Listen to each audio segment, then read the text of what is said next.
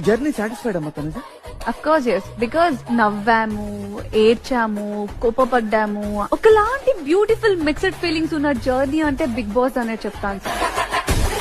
తనుజకి నచ్చినప్పుడేమో నాన్న అంటది, నచ్చినప్పుడేమో భరణి సార్ అంటది. ఎందుకు? ఇప్పుడు నేను అక్కడికి వెళ్ళింది గెలవడానికి, నా గేమ్ నేను ఆడడానికి.